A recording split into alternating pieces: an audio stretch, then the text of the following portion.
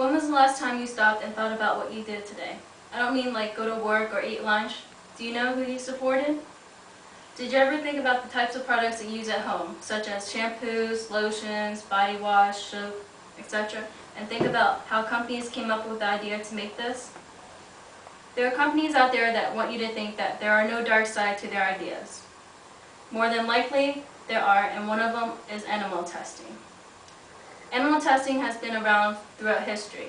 Millions of animals are being used for animal experimentation. These researches include studies in medical experimentation and the toxicity testing of household products and cosmetics. There are two ethical viewpoints of animal testing.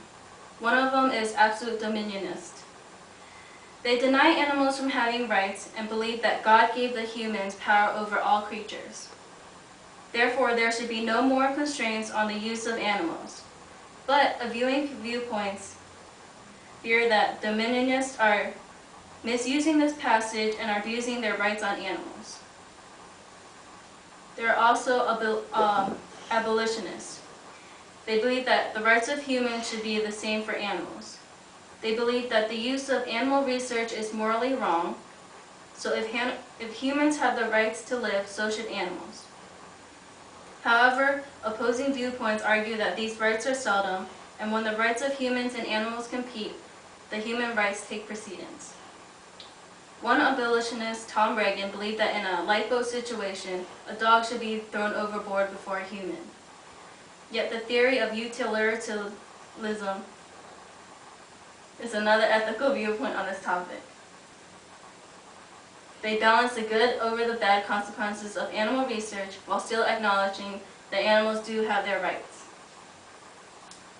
Animal research affects the lives of humans every day.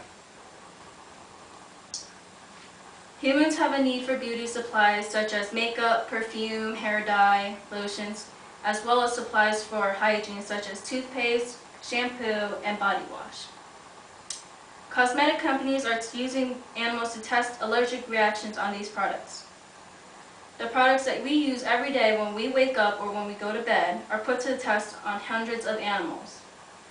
But does that make it right for us to go ahead and harm innocent animals just so we can look and smell good? Is it worth risking the life of an animal who doesn't know what it means to be clean or attractive?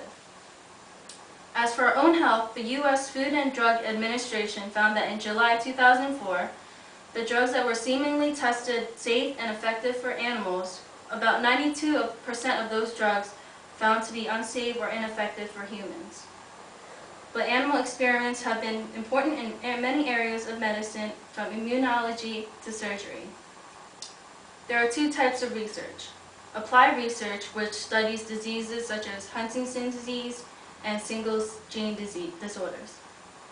Toxicology is conducted by pharmaceuticals to test drugs for people. Toxicology tests are used to examine products such as pesticide, medication, and food additives.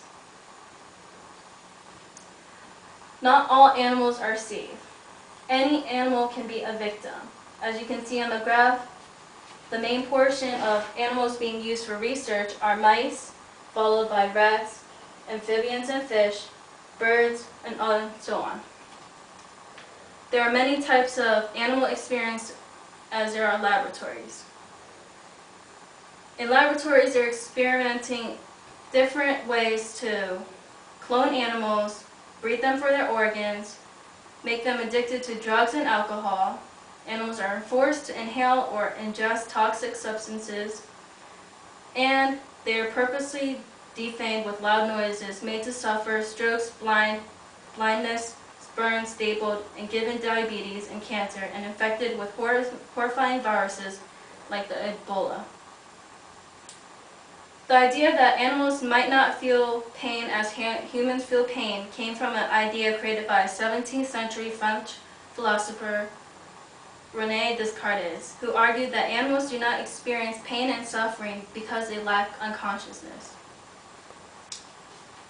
Hundreds of animals die each year as a result of animal testing. Some animals are bred in captivity and are used for thousands of laboratories throughout the United States. They are either owned and operated by the makers of personal care and household products, colleges and universities, and state and federal regulatory agency. That is why I would like to introduce you to Bridges. Bridges is a stump-tailed macaque monkey that was born in California in 1985. At birth, he was taken away from his mom. He had his eyes shut, his skull was open, and they put